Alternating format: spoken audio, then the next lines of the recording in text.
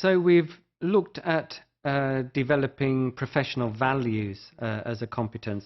Another competence we need to look at is that of knowledge and that of understanding. And in this regard, the reflective practitioner needs to always be enhancing, building on their knowledge and understanding of the subjects they teach. There's a particular commitment here for the teacher.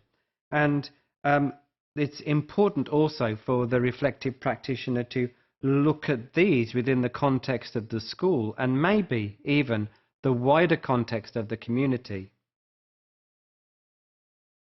So in terms of professional knowledge and understanding, the reflective practitioner needs to think about the range of strategies that he or she can use in terms of affecting those policies and procedures, those strategies, and thinking about how to maintain particular approaches, positive behaviours within the community environment.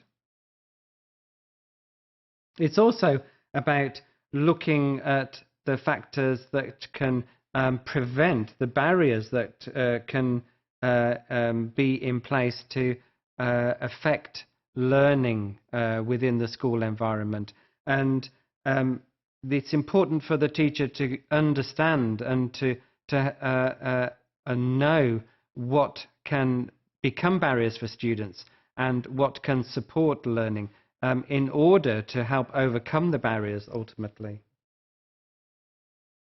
In terms of this professional competence of knowledge and understanding, the reflective practitioner must also be looking at their own communication skills and how, with time, they will they're able to develop communication skills, not only in terms of explaining concepts, theories, facts to students, but also in terms of engaging with students.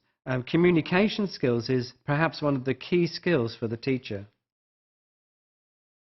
And in this regard, especially in the 21st century, there is a lot of technology available for the teacher to use, and this competence of communication therefore takes on a much wider impact when we consider media, multimedia, and of course the internet as vehicles for learning, and the communication associated with all of these different methodologies.